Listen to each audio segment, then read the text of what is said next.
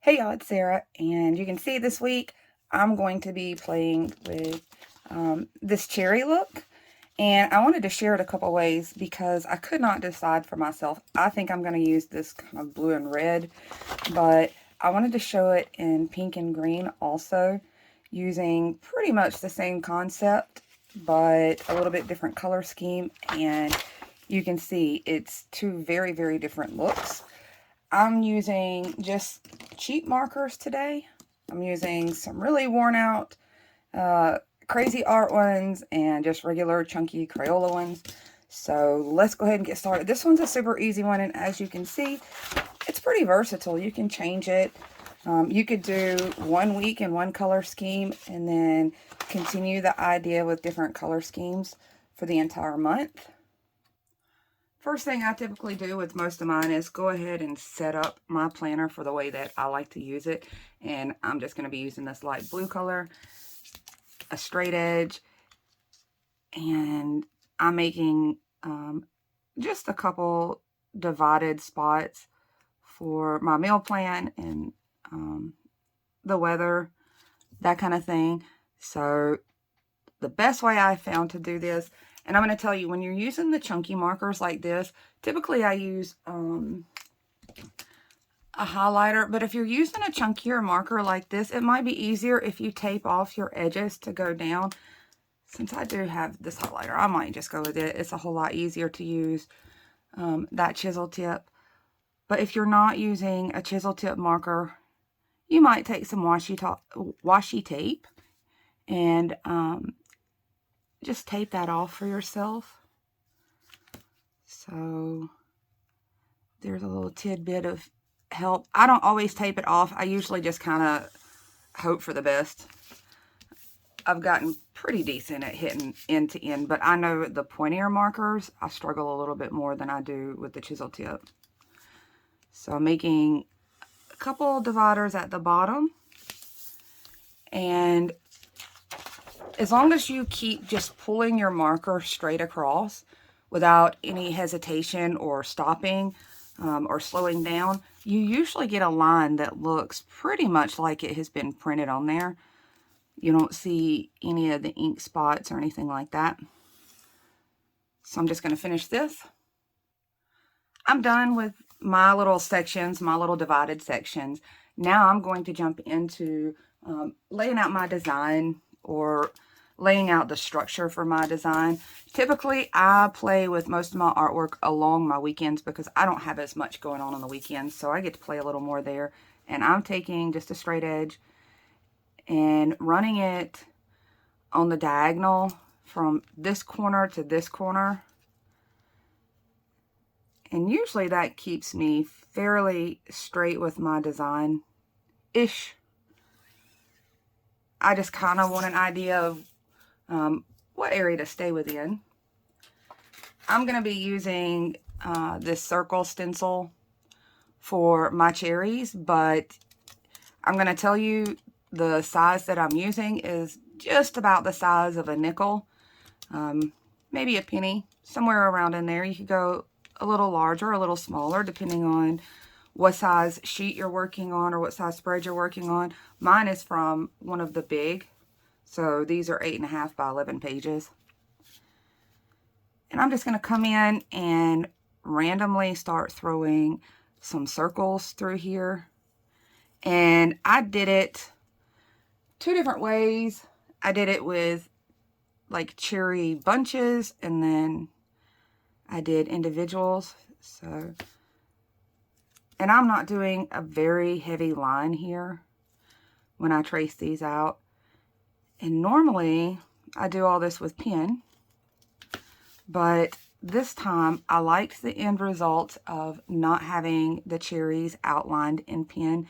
And I'll show you in a minute. If you look at mine closely, one spread example had the cherries outlined with pen and the other one did not. And I ended up liking them both, but I'm going with not outlining much this time around. And I'm just staggering these back and forth. It makes it fairly easy. This particular stencil has marked lines that tell you where the center of your circle is. So it makes it really easy here to stay along this diagonal. So I just have a bunch of small circles there. And as you can see, I did a single stem and then a double and then a single and double and a single. But you could do that whichever way you wanted to. So the first thing I want to do is erase some of these lines. I know I just drew them and now I'm erasing them. I just need a little bit of a visual guide. But I find it easier to erase before you start putting your marker down. One, you're less likely to smear any of your ink if you hadn't had enough time for it to dry. But also, sometimes pencil can be a little harder to erase once marker has gone over it. So I'm just going to go ahead and clean that up now. I started with this color here, and it says it's Coral Reef. This is just one of the Crayola Chunkies. This is kind of a, well, as it says, it's kind of a coral color, a little bit of a pinkish orange color. I'm starting with that first as the base color. And I'm doing my best to stay within the pencil circle, but I'm likely not going to be perfect at it. But it's okay. I think these cherries end up being kind of watercolor looking, so if you're not perfect with your circles, I think you'll be okay.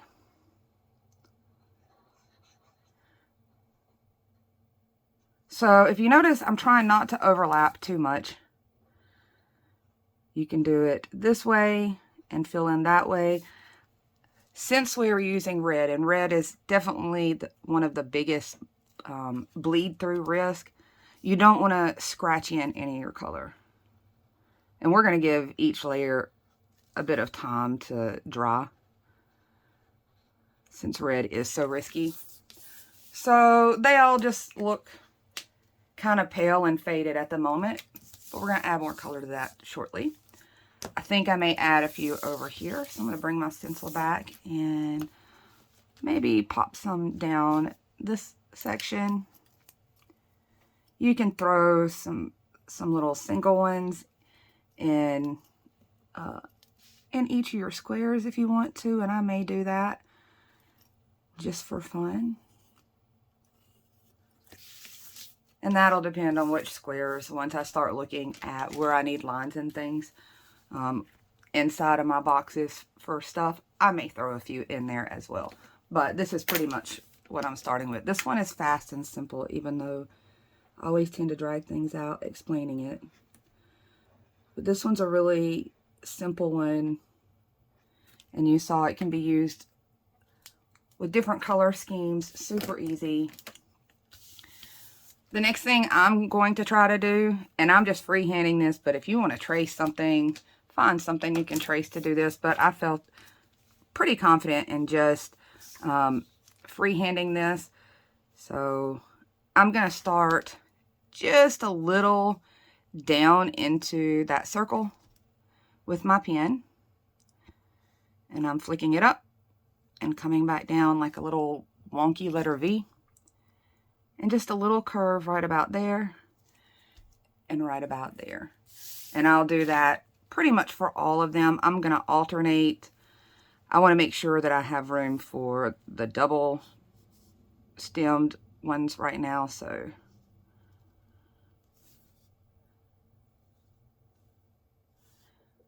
I'm going to flick that one up. The individual ones, I just did one little curve. So we'll go in and do that slight little curve right about there. Okay, you can pretty much see there's a basis there for a cherry. That was easy enough. Since this one is using red and I can bounce all around, I might actually have time to show and share how I fill in a lot of just a lot of my background stuff. Like I said before, I don't have to have nearly as much space in mine. I probably could go with a smaller planner, except for the fact that I usually write pretty big, which is why I use the big one. But it also lets me fill in more places here. But if you notice, I did a background fill in right here, and I'm still able to write over it if I wanted to. So I may share how I do some of these background patterns, some of these filler patterns really quick. But let me go ahead and get some other little small details added. One of the things I usually do is put some kind of little decorative something, square or circle down along the bottom here where I put my meal plan. So I'm just using little squares out of a cheap stencil set that I had found on Amazon. And I'm just popping squares all the way across that bottom row, just to add another little layer of color. It's not really necessary that I do this. This part's just for decorative purposes, but it does help, I think, my meal plan stand out a little better. Once I do that part, I'm just taking my marker and popping a little color in there just to coordinate. And then I usually add a drop shadow to these tiny squares. In order to do that, I'm just going to grab this light gray, which is, this one is a Crayola Super Tip. But I usually just grab some kind of light gray color, and I come down to those little boxes and do pretty much a backwards L. But I don't come all the way from one end, like this corner. I start somewhat in, and then that corner I end somewhat before the corner. Maybe you can see that. This is a pretty light gray. But it just gives a little dimension to otherwise just a tiny plain square. It's very subtle and you don't really notice it,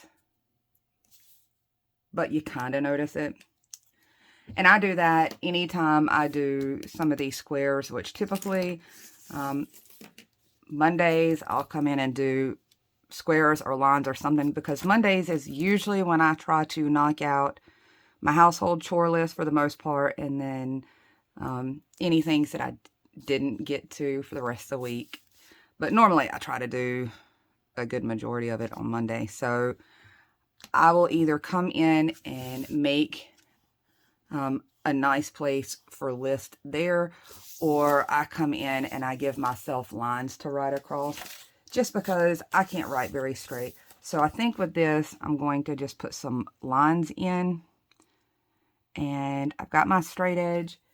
I usually do this with a pen, but sometimes if I've got light color markers, I can get away with using those as my lines. So I'm just going to pop in. My lines are usually pretty wide, but if you're someone that writes small, you could definitely add way more lines in. And I'm just trying to hit it literally from the edge of that square to the edge of that square. I'm not even going to tape it off. And let's see, do I have room to get one more line in there? It looks like I might have room to get one more line.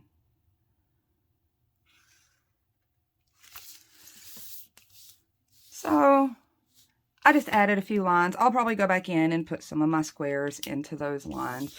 Let's talk about some other background things. If you notice, I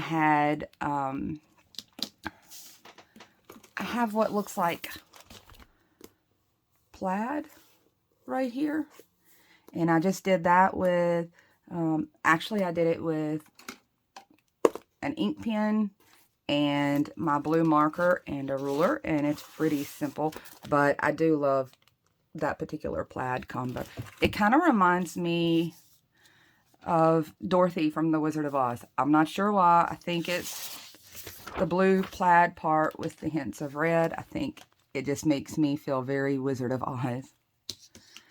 So I'm coming in probably, you don't have to get too specific about this, depending on the width of your marker though, you want to put a little bit of gap in between each of your lines, especially since this one I'm going to try to use it as it's at its widest. So I'll come in about 1/2 inch into this square here. And before I move too quickly, I want to lift my ruler up and not slide it across. I don't always do that, but I want to lift it up so that any ink still sitting there doesn't smear quite as bad. And I flipped to the other side, and I'm going to come down a similar way. If you're worried about doing this and staying in the lines, just come in and tape it off. And there's some washi tape. I'm not sure if this washi tape is long enough to even go across this. But if you're worried about not getting this perfect on the edges, just tape it off a little. I'm going to take this opportunity to do it since I'm using multicolors on this plaid. And I prefer really cheap washi tape because other tapes that I've tried for masking on my Happy Planner paper can tear the paper. And as a matter of fact, I still did it with washi tape on that example spread. When I say it'll tear your paper, I'm not sure if you can see right there where it tore my paper up a little bit where I masked that off. So I'm at that point. I will probably hit right at this edge. Actually, there we go. And come up maybe an inch. I think this one, maybe an inch. But you don't have to keep these measurements exact. I'm just telling you what measurements I'm using so that you can kind of gauge how tight your plaid will be or how much white space your plaid will have.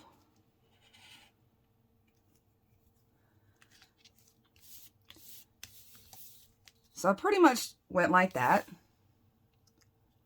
So it's divided into about 9. And then I'm going to come in.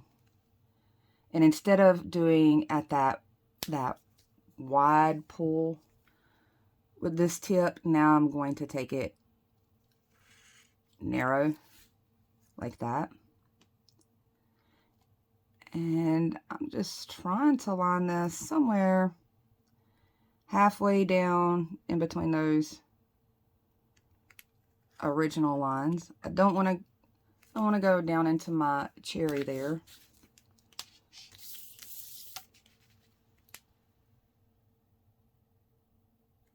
And I love using this particular ruler. This one came from Michaels. I love this one because it makes it so easy to help line things up with the grid pattern that's already on here.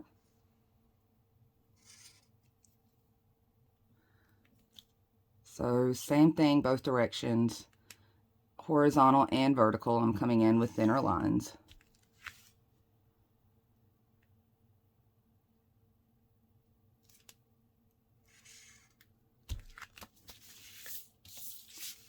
And I could very well just leave it just the blue. This one looks cute, so you could put one of your squares up to this point, and that pattern is cute, and maybe I'll do that on another spot. But since there's going to be red this close, I'm just coming in with, it's just a felt tip pen. This one's from my local grocery store, but it's just a felt tip style pen, kind of like the Papermate Flares. You could do it with a skinny marker, however you want to do it. But this line I didn't want to be wide at all, so that's why I'm using a pen. And I'm just going to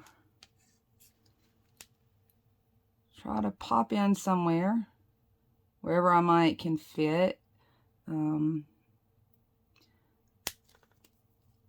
a skinny red line. I'm just going to pop that in.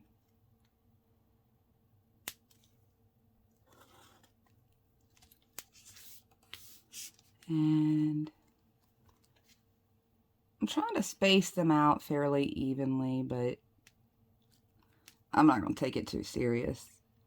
It still comes out pretty cute, even if all your lines aren't spaced perfect. I do like to try to get them straight, but I will tell you that sometimes if I don't feel like using a ruler to do this, and my lines come down in my plaid kind of crooked and they're not entirely even, I still end up with a cute plaid. It's just, it ends up being a more rustic, whimsical plaid. So you could always try to freehand it and try your best to get some straight lines. I think you can still come out with a cute result. It's just a more playful type plaid.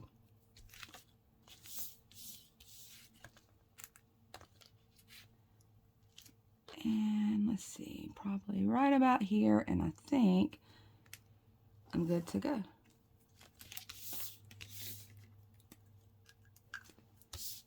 Sorry, I keep getting out of the line of sight. So I think that you can see how cheap this tape is. It barely stuck anyway.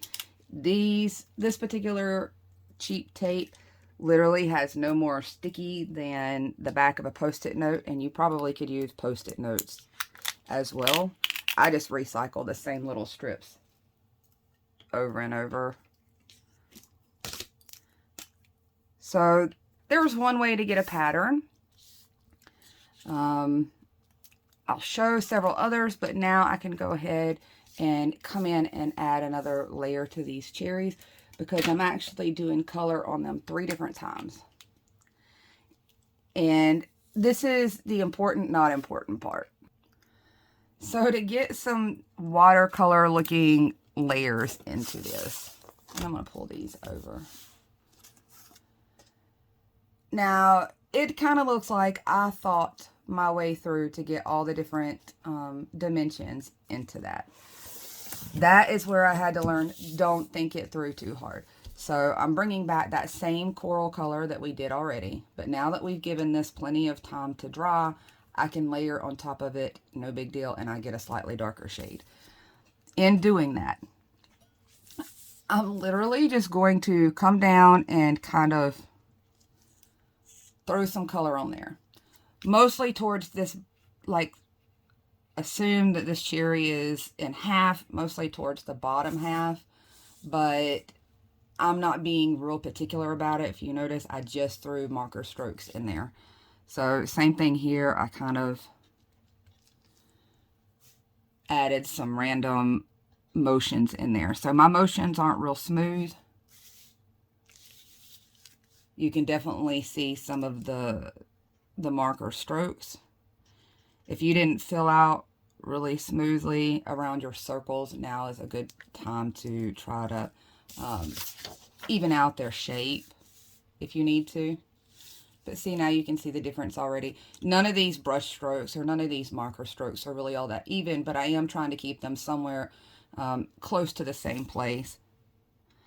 I do not know how to do the shading and shadowing on a sphere the proper way, but this does get close to that illusion. And you can see I'm just throwing some strokes down somewhere on that bottom section. I might even come up here. You can see there's a few places I didn't do that great of a job outlining mine, so I might come in and throw a little bit of that next shade of color at the top. Maybe just one little stroke somewhere at the top. If you can see that. And this is pretty much where I stopped. At this layer is where I stopped on the pink and green version. So if you notice, the cherries on there aren't actually as red as the ones on this one look. They lean to look a little more pink. I just stopped at that layer and didn't take it much further. And I used a different shade of pink as my base. Oops, I don't want to forget these two little guys over here. So don't think these strokes too hard. Just get a little of that color on there. Now I'm going to let those dry because the last stage for that is to come in with an actual red. But I do need to let that dry so I can go back in the process and I can throw some more patterns in. And I'm going to tell you, I don't always say that you need stencils. However, I do happen to have them. I was paper scrapbooker for many, many years, a paper crafter for many years. So a lot of these things I already had on hand. They just came in kits and things that that I got when I worked on design teams. And I've just kind of kept them all around. If I've got them, I might as well use them. This is one that I have no clue what it came out of. It's just a bunch of circles. Like, it's just a dotted one. But I love this one. I'm a big fan of polka dots. I think polka dots are cute. So I'm just going to come in, use these polka dots to help align within my square. And I'm going straight in with my pen. And I typically recommend this pen so often, but I suspect it's pretty much most of your ballpoint pens are going to have an ink that matches pretty good to what's printed on your grid lines and things in your planner. But this is the one I usually always choose because the color of the ink and the width of the lines that the tip produces are very, very similar to most of the print that's already in a lot of the Happy planners. So I'm just filling all these circles in. Let's make sure I didn't miss any. Nope, got them all. You could do this any color. I'm actually going to be pretty bold. We'll see how it holds up. I'm going to do it with the red polka dots. The thing about doing something like a red polka dot is when we go in such a little V circle like that, you have a likelihood of letting that marker overlap too many times, especially with red. It can bleed through. So on something like this, most of the time I would recommend using whatever other color you've got going on. Doing a dot this small with red does post a little bit more of a bleeding risk than pretty much all your other colors. The thing about when I do these though, I don't focus too hard on trying to fill them in 100%. That way I don't necessarily risk overlapping that ink too many times and saturating through to the other side. And I don't usually go all the way up to that top part of that circle. If you notice, I tend to leave like a little gap there. I don't know why. Visually, I just like it. It reminds me of when I used to work for newspaper and the machines would get slightly offset when they would print from the black to the color. So I just make it look like it accidentally got offset. If you notice, I'm just trying to do it really quickly with a touch, not over and over in that little tiny circle. And let's see how it went. Very nice. It did not go through at all. Yay, that gets me excited. It even for me, and I've played with markers a whole lot now at this point in Happy Planner paper, I can run that risk every now and again, especially with red. So the next thing I need to do is start adding some other squares in. And this goes back to my little cheap stencils, but you can do this with a ruler. It's just, this is so much faster to me. And I'm coming back in with that same pen. And to me, this is more economical for the fill-in part of Happy Planner stuff. Even if you are somebody that's using stickers to decorate, and I know they have a lot of sticker boxes to write on and to write in, but to me, even if I was using stickers for my decorating part, I still would probably go with using a method more like this, just for economical purposes, because I just drew those squares in, and typically what I end up doing is I'll come in at the top of it with my ruler and just take whatever colors I happen to be working on that scheme with, and just run it right along there. So now that one has a little bit of decoration to it, and I'm going to try to do my best with this red on this smaller square. And they just look like little labels now. Once I do that part, I might pop in with my gray again. And I'm just going to come along this bottom and starting right inside of that corner. Not right at the corner, but like here inside. And then I end it just before I get to the end. You could come up and come around the same way we did with these little guys, but this is so much faster. It gives the illusion that there's some kind of shadow there, that we did work, that we did something, but all it really takes is one line zipped across. And I'm using such a faint gray that you don't really notice that it's there, but you notice it because all of a sudden it looks like that's more sticker-like than it does just a square drawn on. So now we can come back. I played with that a little bit. Now we can come back and add a little red to these cherries. So now I'm actually coming in with red itself. You could come in again with this coral and do the same thing that I'm about to do in the same areas with this coral, and you would keep it along this level of red look. But the minute I add just a little bit of regular red to it, it really makes the cherries look like they're a much bolder red. And it doesn't take that much at the bottom of one of them to make it look that way. There's something stuck to this marker. Okay, sorry, I switched over to my Crazy Art version. I think they're about the same red. Oh no, it's not quite as bold. So now you can start to see that just adding like a couple little swoops of this actual red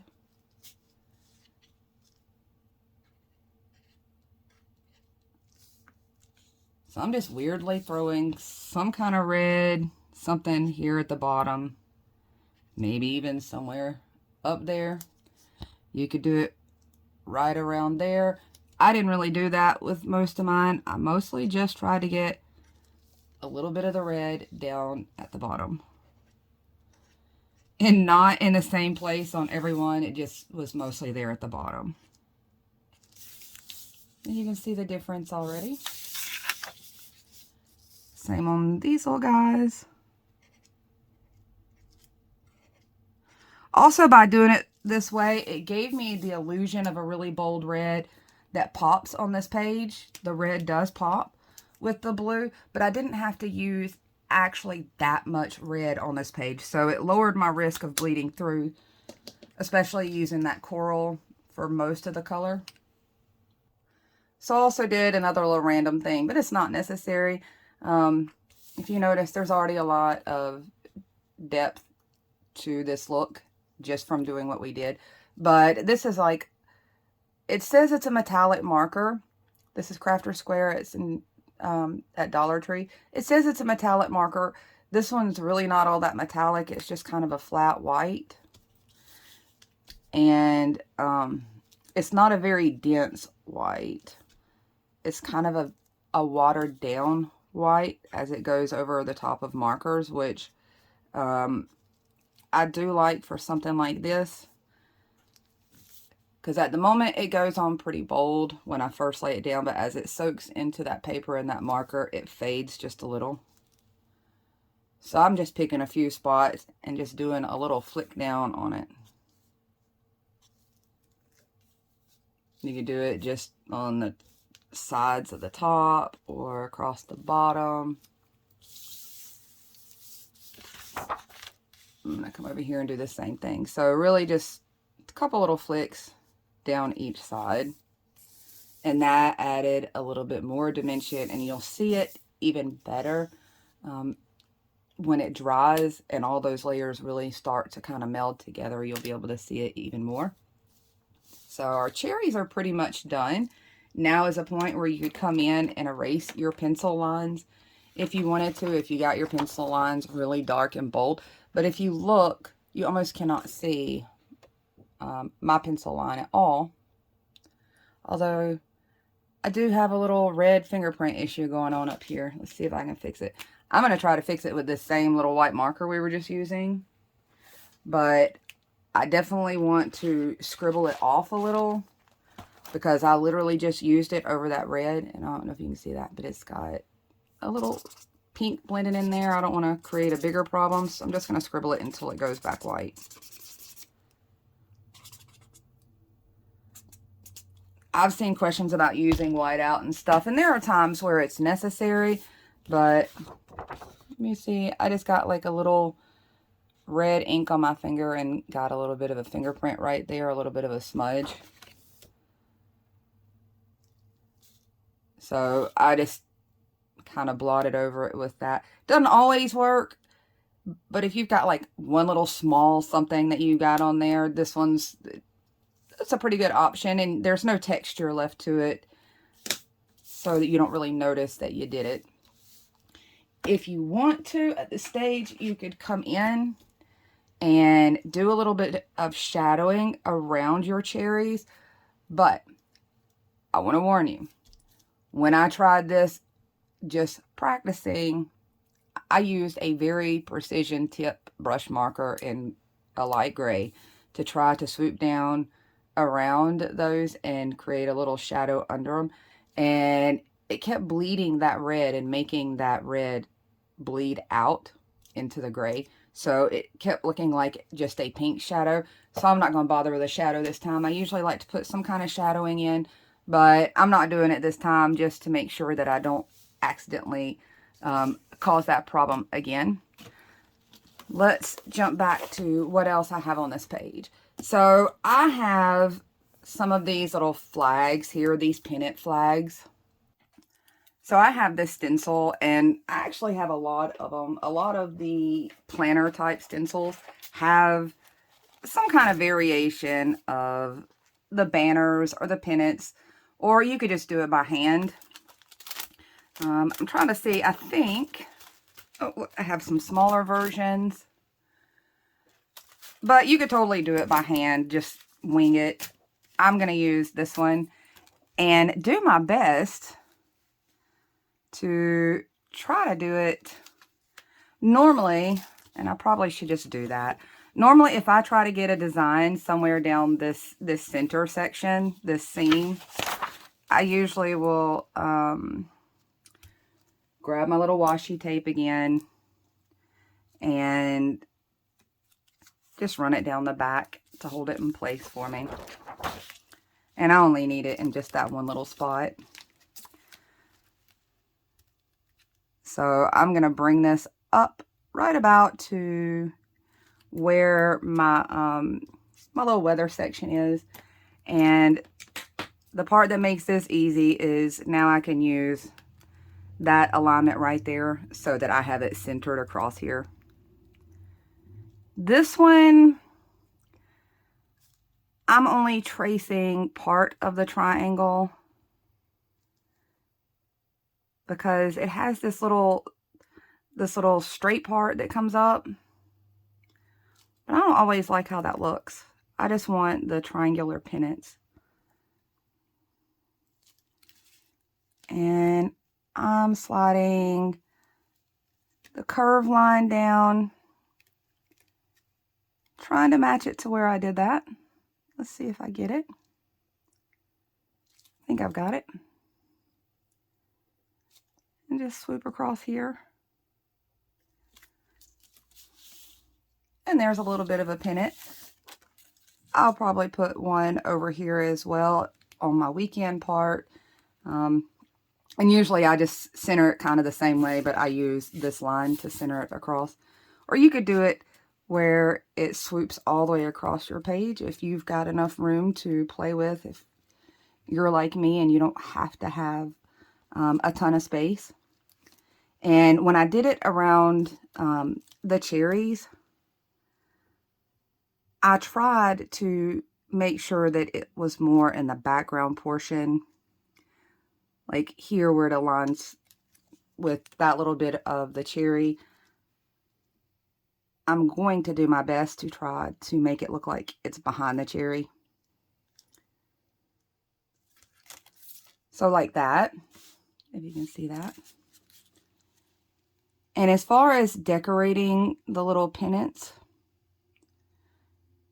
usually I just throw some little patterns inside of them.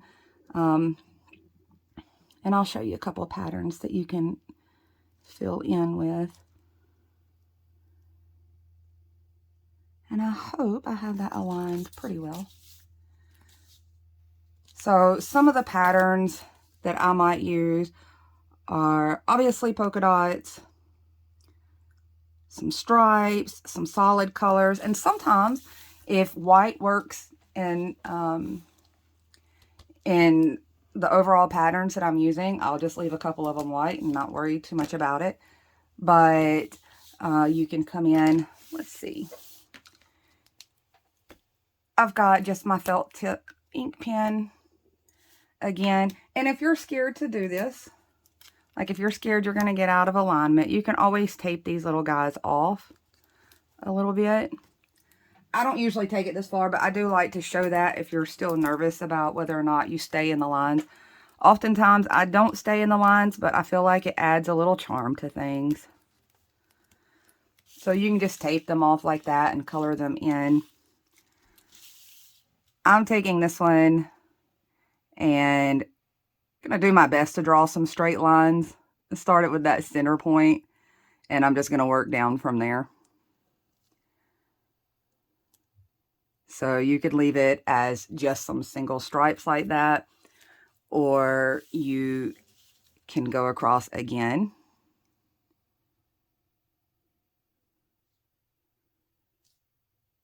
And I'm just spacing these out,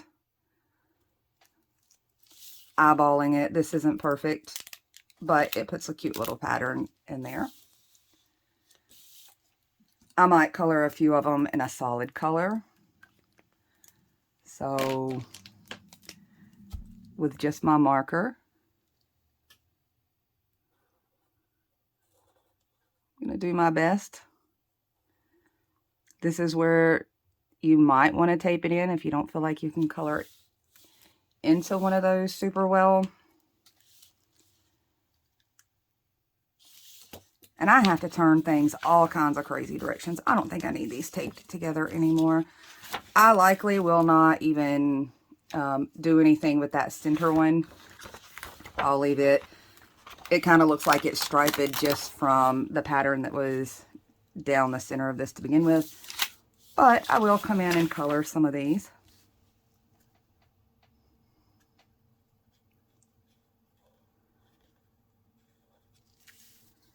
And maybe this one.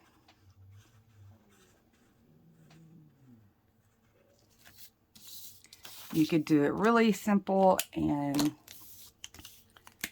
just take one of your fat markers. And this is a reminder again, anytime you do red dotting, just be careful that you don't leave the marker sitting there too much. You want to do that dotting pretty quick.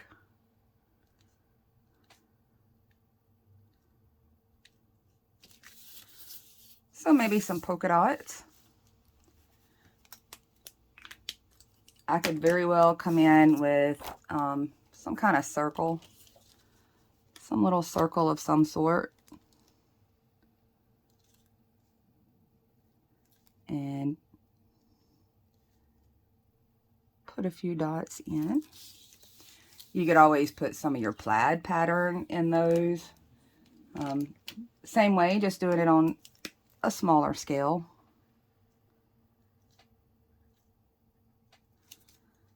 I like to try to do some stripes.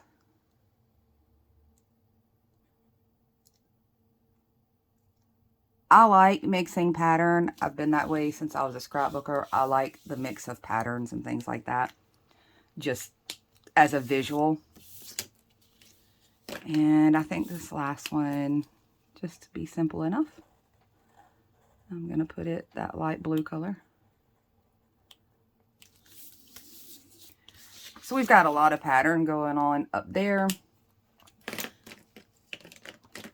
I might even come in with my gray again, and down one side,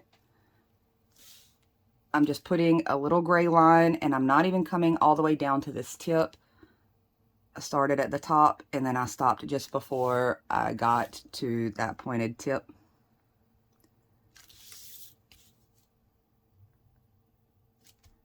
And you don't even have to take it this far, but it does kind of make those pennants look like they're actually hanging there.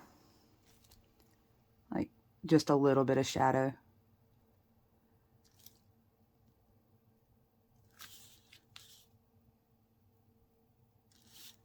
There we go. Now they pop a little bit more.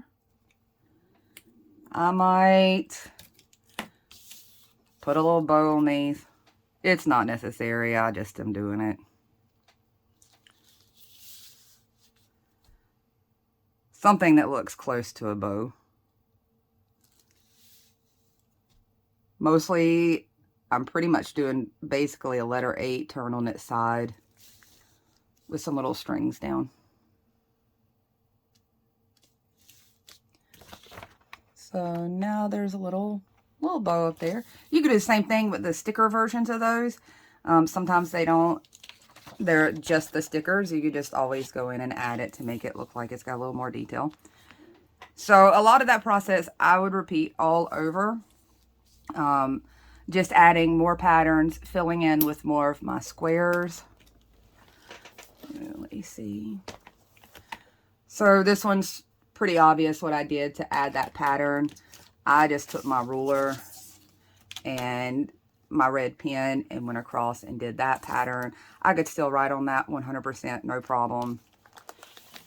I did a few more of my little squares. I repeated the polka dots in this lighter color. And that way I got much more pattern onto this page. So I'm going to go ahead and really quickly pause, finish adding some of my details, and show you what my end results for this particular spread are. So here's my pretty much final result. I may add a few things later just as I need them or as I go to fill out, but this is pretty much where I got myself to. I hope it gives you some ideas and lets you see that once you learn a particular doodle or a concept, that it absolutely can be used more than once. As you can see, this is an entirely different look than this one here. I do like the red and blue. It would have been super cute, I think, for like patriotic holidays. 4th of July, I think this could have been a really cute spread as well. But I also like it in the pink and green version. I thought it was pretty cute, but I hope it gave you some ideas. I plan on hanging out with you soon and sharing a few other things for the month of August. I'm not sure how well I will get everything mapped out. It is back to school time for me. It is a birthday month for me. So I'm trying to come up with ideas that work for back to school and birthdays. So we'll see what I come up with. I hope that you guys learned something out of this, and I hope to hang out with you soon. Bye, y'all.